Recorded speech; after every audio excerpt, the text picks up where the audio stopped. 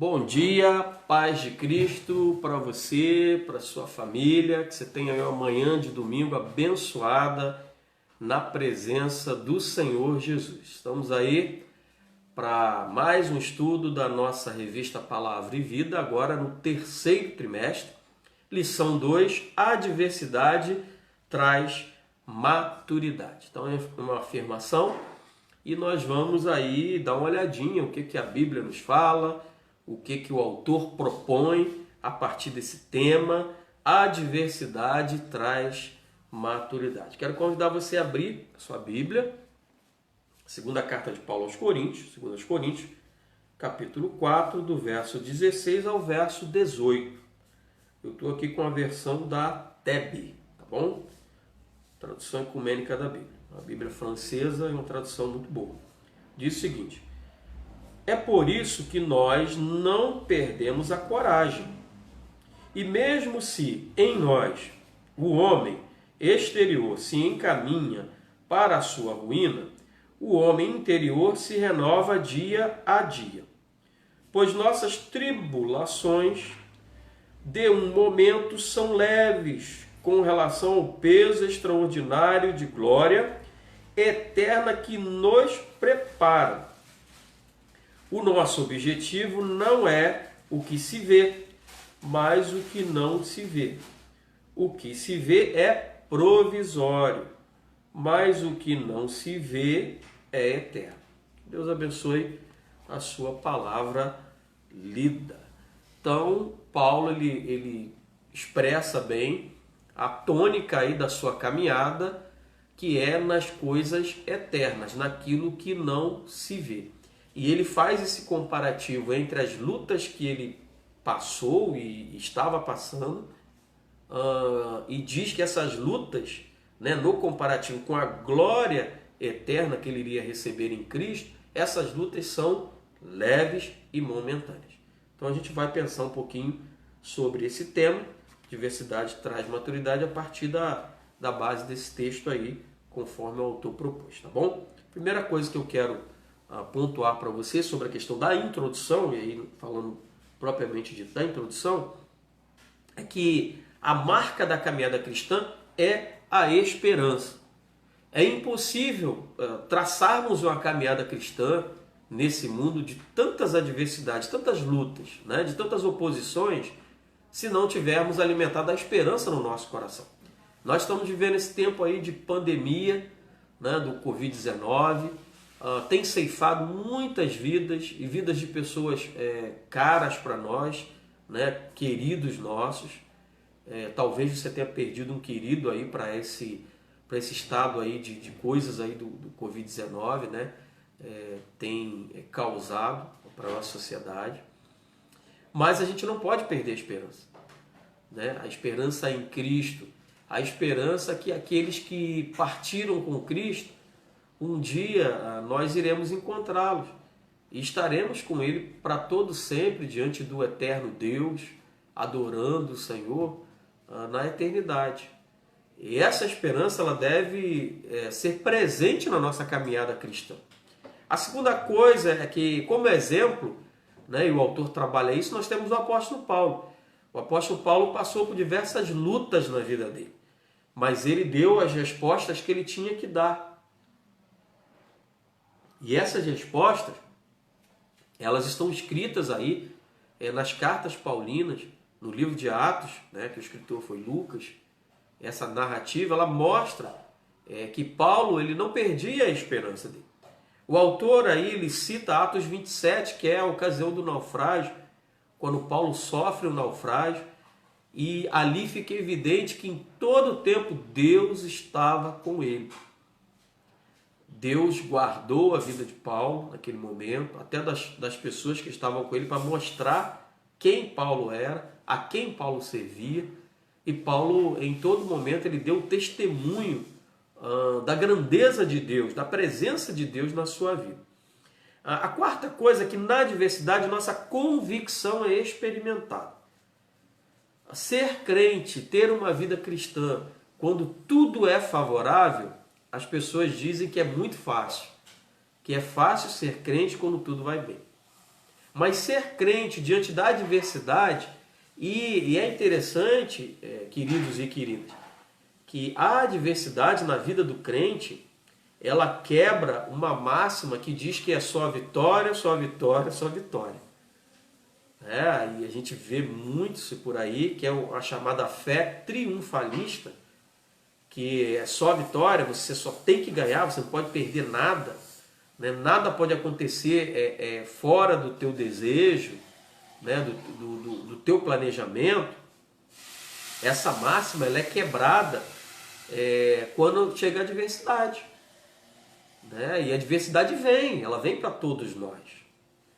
Nem sempre o que planejamos sai conforme planejamos. E isso faz parte da vida, isso é natural. E o crente ele deve estar preparado para as lutas, preparado para a oposição, preparado para a adversidade. E nesse momento da adversidade, a nossa convicção ela é experimentada. Eu separei um trecho aqui para ler com você da nossa revista, está lá na página 19, faz parte da introdução, que diz o seguinte: há um provérbio anônimo que diz: somente sabemos o sabor do chá quando colocamos água quente nele. Isso significa que as adversidades são uma necessidade que tem o poder de revelar quem de fato somos. Quando agimos dentro da normalidade, mostramos quem queremos ser. Mas quando reagimos diante das adversidades, mostramos quem somos de verdade. Então o autor ele pontua isso aqui sobre essa função da adversidade em mostrar quem realmente somos e como reagimos, né, com a nossa convicção diante dos fatos contrários à nossa vontade. Bom, o primeiro ponto aí, o primeiro tópico da lição, e aí entrando na lição, diz o seguinte: a adversidade é inevitável. Todos vamos passar por lutas na caminhada da vida. Não há um ser humano que não passe por dificuldades, por angústias, por perseguição, por oposição, por pedras na caminhada. Não há esse ser humano. A adversidade ela faz parte da caminhada da vida. Aí ele dá um exemplo dos discípulos que passaram pela tempestade. Jesus sabia disso e Jesus ele diz: olha, entrem no barco e adentrem ao mar, né, o mar da Galileia, o mar de Tiberíades.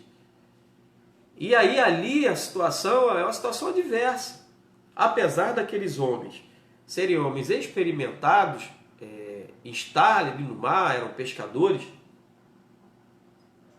né, eles tinham entre os discípulos os que eram profissionais da pesca, eles passaram, né, um aperto diante da situação que eles se encontravam.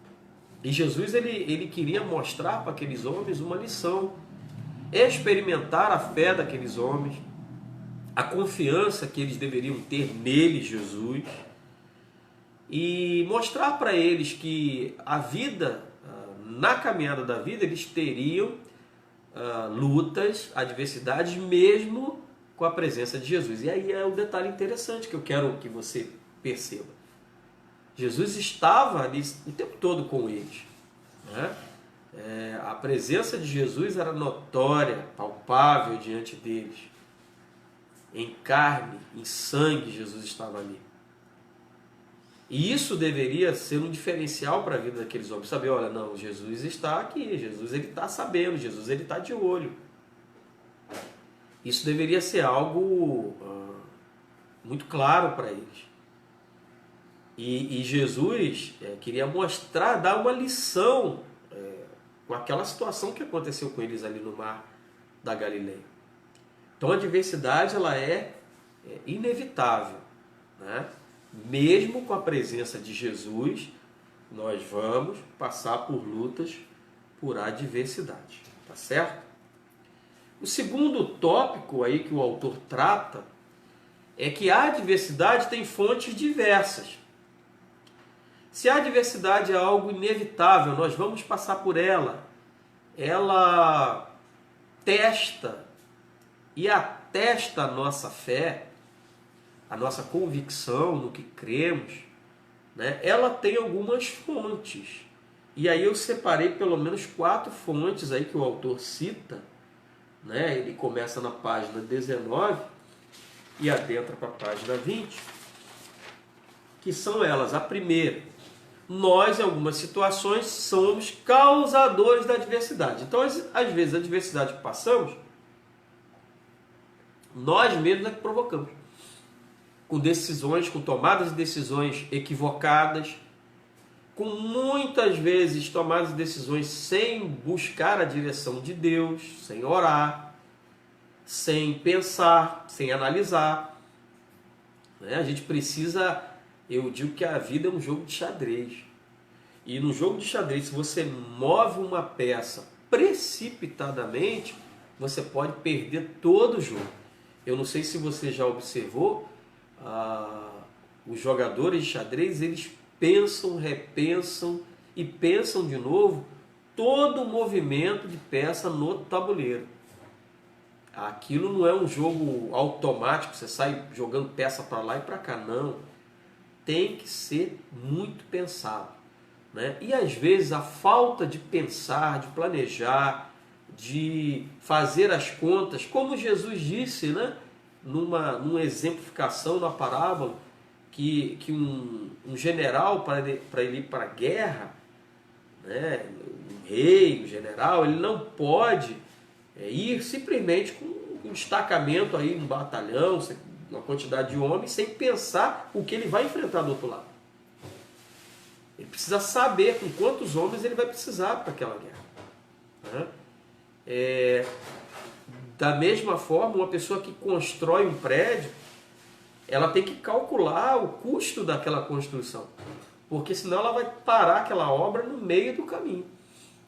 Por quê? Porque ela não calculou exatamente quais seriam os gastos. Então nós, muitas vezes, somos causadores de adversidade, né? Porque não calculamos, não pensamos, não planejamos, não oramos, e aí a adversidade vem.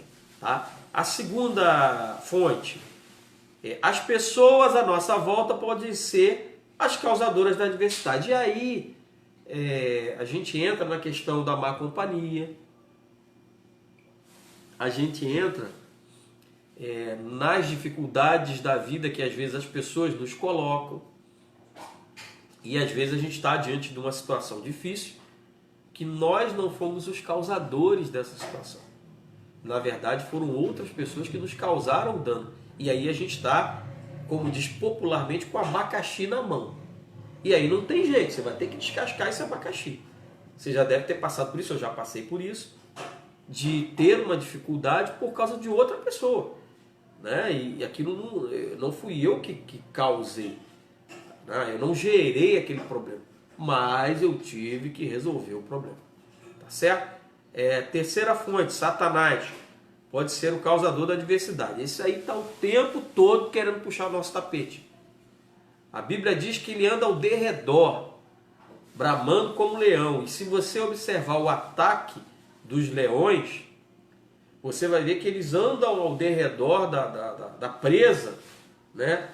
Geralmente lá na África tem uma manada de gnus, de zebras, e eles andam ao derredor observando os mais fracos do rebanho. E aí eles fazem um ataque coordenado em cima do mais fraco do rebanho. Aquele que está mancando, um filhote, né? Geralmente o ataque do leão é assim. E Satanás, ele faz dessa forma. Ele anda ao nosso derredor observando as nossas falhas, para que através das nossas falhas ele tenha a oportunidade de nos ferir, de nos atacar. E aí muitas adversidades são causadas por Satanás. Quarta fonte: Deus pode permitir que passemos por adversidades. É aí permissão de Deus.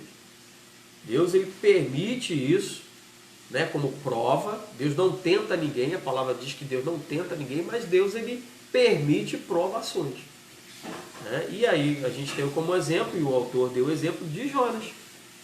Jonas, ele recebeu uma missão de Deus, o chamado de Deus, a direção de Deus, para ir pregar a palavra de Deus em Nínive, o arrependimento para aquela cidade. O que Jonas fez? Jonas fez o contrário. Ele, ao invés de ir para Nínive, ele foi para Tarso. E aí, nessa contrariedade da missão que Deus deu a ele passou por uma grande luta, uma grande adversidade, uma grande tempestade, que foi lançado ao mar, e um peixe, um grande peixe, né, a Bíblia diz que é um grande peixe, tragou Jonas. E Jonas passou por um momento muito difícil da vida dele. Quando você pega Jonas capítulo 2, você vê a oração de Jonas e a narrativa da oração dele, você vê o tanto de luta, de adversidade que ele estava passando ali. Tá certo? Então, Deus ele pode permitir. Deus permitiu isso para a vida de Jonas para que ele pudesse retomar o caminho. Ponto 3. A adversidade é pedagógica. Ou seja, ela ensina. Ela traz ensinamentos. Então, ela traz alguns ensinamentos para nós. A adversidade. Primeiro, a adversidade nos coloca no nosso devido lugar. Nós estamos vivendo dias em que a humanidade ela tem sido assolada por um vírus que você não consegue ver, nem eu consigo ver, se não tivermos a ajuda de um microscópio. Né? Não conseguimos ver. Quer dizer, uma coisa ínfima em relação a tamanho. Mas que tem causado um prejuízo tremendo. Não só de perda de vidas, como também na economia mundial. E aí, diante disso, a gente vê como o homem ele é frágil, né? Como o ser humano que acha que é o Todo-Poderoso, muitas vezes, ele é o que a Bíblia diz, pó. É uma erva que nasce pela manhã, passa o dia, no final do dia ela seca e murcha. Um vapor, e naquele tempo bíblico subiam muitos vapores da terra. Um vapor que está ali se formando e vem o vento e dissipa esse vapor. Esse é o ser humano. Então a adversidade, a luta, ela nos coloca no nosso devido lugar, de saber que somos pó. Eu destaquei aqui um trechinho no primeiro parágrafo que diz o seguinte: o mundo se percebeu impotente diante do coronavírus e a soberba humana foi quebrada. No Salmo 8, após ressaltar a grandeza de Deus, o rei Davi indaga: quem é o homem para que te lembres dele? Salmo número 8, verso 4. Isso significa que não podemos confiar em nós mesmos. Ele cita aqui Jeremias 17, de 5 a 7, onde Jeremias trata isso, que o homem não deve confiar nele mesmo. Bom, a segunda lição aí, como a adversidade ela tem esse efeito pedagógico, é que a adversidade nos faz compreender a realidade do mal. O mal existe. O mundo não é feito de flores e de nuvens branquinhas como algodão, né? De coisas perfeitas. Não. Existe o mal. E o mal ele tenta nos tragar o tempo todo. E nós precisamos estar atentos a isso, queridos. Os pais precisam estar atentos ao que os seus filhos têm observado na rede de internet, porque há maldade aí. O que os seus filhos têm recebido de literatura na escola, porque muitas literaturas têm entrelinhas padrões que não são padrões bíblicos, que não é ensinamento bíblico, que vai contrário ao ensinamento bíblico, e a maldade também está aí. Desenhos na televisão, que são desenhos que têm também uma conotação por trás daquilo. Até propaganda, gente, de televisão, você vê uma propaganda de um produto de beleza, de higiene pessoal, você tem ali flashes, né, que mostram padrões, principalmente com relação à família, que não são padrões bíblicos, que são padrões contrários à vontade de Deus, à direção de Deus, ao que Deus ensinou, ao que Deus fez. Né? Por quê? Porque o mal, ele está presente nesse mundo. Tá certo? E a luta, a adversidade, essas oposições, elas nos fazem compreender essa realidade. O terceiro aspecto, né, sobre a adversidade ter essa função pedagógica, é que a adversidade nos ensina a depender de Deus. Há muitas situações, queridos e queridas, que nós não damos conta. Aquilo que nós damos conta, nós temos que fazer, tá bom? Deus não vai fazer o que você tem que fazer. Há muitos pregadores que citam aquele texto lá de João 11, quando Jesus ele manda tirar a pedra e ele diz para Lázaro sair, né? Ele já estava ali há 4 dias morto. E aí usam essa questão alusiva de tirar a pedra como a parte do homem. Que o homem poderia sim, na força do seu braço, tirar a pedra. Mas que quem iria ressuscitar o morto era Jesus. Era o único que poderia ressuscitar o morto, era Jesus. Então faz esse diálogo entre o que o homem tem que fazer e deve fazer e o que Deus vai fazer. Então, essa dependência de Deus, ela deixa claro isso, que há coisas que nós não conseguimos dar resposta, nós não conseguimos fazer. E a luta, ela mostra isso para nós. Olha, essa luta aqui eu não consigo dar conta. E eu dependo exclusivamente do Senhor. Tá bom? No quarto tópico, o autor ele trata da questão que a adversidade nos faz crescer. E aí é igual aquela história da massa, né? Quanto mais você bate na massa, massa de pizza, massa de pão, quanto mais você bate nela, mais ela cresce. Então eu separei 2 pontos aqui sobre esse artigo 4. Né? O primeiro é o seguinte: devemos olhar para a adversidade como uma oportunidade para crescer. O chinês ele trabalha muito bem isso. Ele diz que a crise é uma oportunidade de crescimento. Então, a adversidade, a luta, é uma oportunidade de crescimento. Por quê? Porque ela traz aprendizado para nós. Né? E tem o dito popular que diz que errar é humano, mas errar pela segunda vez é burrice. Você já deve ter ouvido isso aí.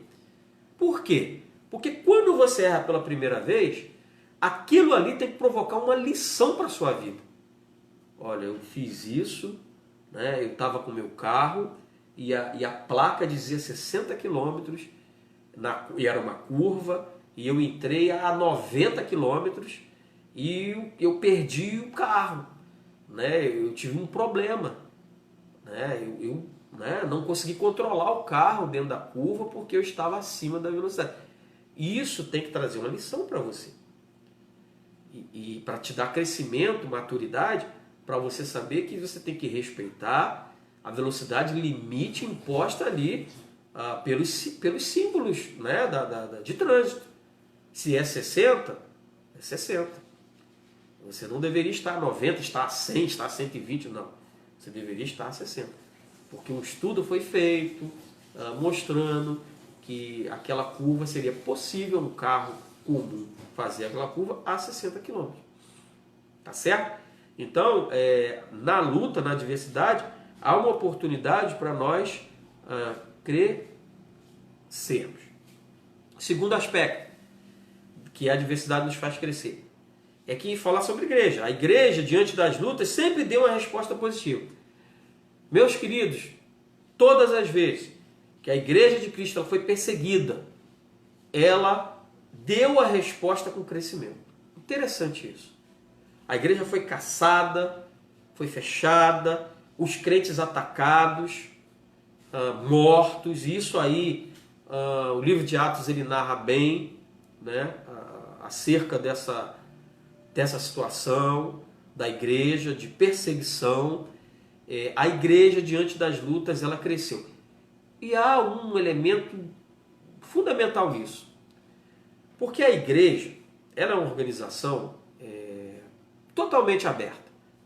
Hoje, para você ser membro da igreja, o que você precisa fazer? Você professar Jesus, dizer, não, eu aceitei Jesus, eu me arrependo dos meus pecados, né, eu quero o meu batismo, e você vai participar lá dos estudos, da caminhada, você vai estar na igreja. Né? Não há dificuldade em ser membro de uma igreja. Ok? E nessa, aspas, facilidade, o que ela faz? Ela faz muita gente vir no meio da multidão. E eu cito multidão quando Jesus ele dá um discurso mais duro, a multidão vai embora. Quem fica são os discípulos. É sempre assim. Todas as vezes que a igreja ela passa por lutas, por dificuldades, você consegue ver quem é quem dentro da igreja. Porque quem é multidão vai embora, não resiste. Não consegue ouvir o discurso. Foi isso que aconteceu quando Jesus começou, né, a dar um discurso duro. O que aconteceu? O povo foi embora. E, gente, não foram 100 pessoas embora. Foram mais de 2.000 pessoas embora. Porque essa era a média que seguia Jesus. Esse povo todo foi embora. Sabe quem ficou? Só os discípulos.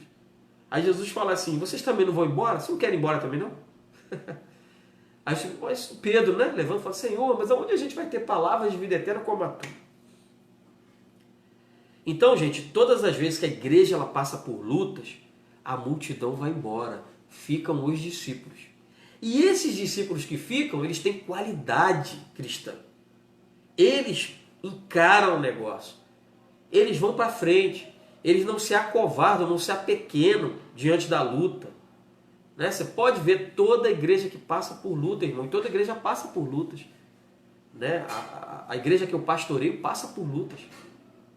Tá certo? A gente consegue ver quem realmente serve a Deus e fala assim, não, eu vou ficar. Ó, aconteceu isso aqui, isso é duro, isso é difícil, mas eu não arredo o pé. Eu tô junto, tô ombro a ombro, tô com a mão no remo, não tiro a mão do remo, não tiro a mão do arado, não olho para trás. E com esses é que a igreja cresce. São com essas atitudes desses crentes que traz aí, porque é o regar e o semear e regar. Deus dá o crescimento, claro, é Deus que dá o crescimento, mas é preciso semear e regar. E quem vai semear e regar? A multidão? Não, a multidão não vai fazer isso. Quem vai fazer isso são os discípulos. Então, todas as vezes que a igreja ela passa por lutas, ela dá uma resposta positiva. Ela cresce. Foi o que aconteceu com a igreja do primeiro século, com a igreja dos apóstolos, e que foram perseguidos, mas a igreja ela prosseguiu na sua marcha triunfante. Ela levou o evangelho, e o evangelho chegou para você e para mim. Olha só o efeito desses homens. O que os discípulos fizeram? Chegaram o evangelho para nós, aqui no Brasil. Aquilo começou lá em Jerusalém e chegou aqui para nós no Brasil, por causa da perseguição. Muito bem. Para pensar e agir, coloquei uma interrogação aí, porque são 4 perguntas que o autor colocou para nós. Então vamos dar uma olhadinha. Primeira, por serem imprevisíveis, como você se prepara para os dias da adversidade? E aí? Como é que você se prepara? É imprevisível, pode chegar a qualquer momento. Segundo, o que fazer para que as adversidades não nos afastem dos nossos compromissos espirituais? Como é que você faz? Veio a luta. Como é que você faz para isso não te afastar dos teus compromissos espirituais? A tua prática de devocional diária, de leitura de Bíblia, de oração, de jejum. Né? A gente precisa aprender a lidar com isso. Terceiro, qual o valor das promessas da palavra de Deus nos dias da sua calamidade? E aí a gente vê se a gente crê mesmo nas promessas ou não. Se as promessas são vivas no nosso coração ou não, é no dia da luta, da adversidade, da calamidade, no dia da oposição. Quarto e último, pergunta, se todo mundo, crentes, incrédulos, estão sujeitos aos sofrimentos, qual é a vantagem de servir a Jesus? Qual é a vantagem que eu tenho em servir a Jesus se o ímpio vai passar, não serve a Jesus, está aí numa vida que não está nem aí para nada, mas ele passa por luta, mas eu também passo. Qual é a vantagem então que eu tenho em servir a Jesus? Qual é a diferença? E há uma diferença aí. A gente passa por luta, mas passar por lutas com Jesus é muito melhor do que passar sem Jesus. E tem um ditado que diz popularmente, no meio dos cristãos, que com Cristo no bar, tudo vai muito bem. Eu espero que eu tenha conseguido aí acrescentar algo para você na exposição dessa lição. E o meu desejo é que você realmente, diante das lutas, tenha maturidade. Atinja a maturidade através das lutas e tenha aí um crescimento cristão na tua vida. Que Deus te abençoe, que Deus te proteja, que Deus te guarde. Logo mais às 19 horas, nosso culto online. Conto com a sua presença. Beijo no coração de todos.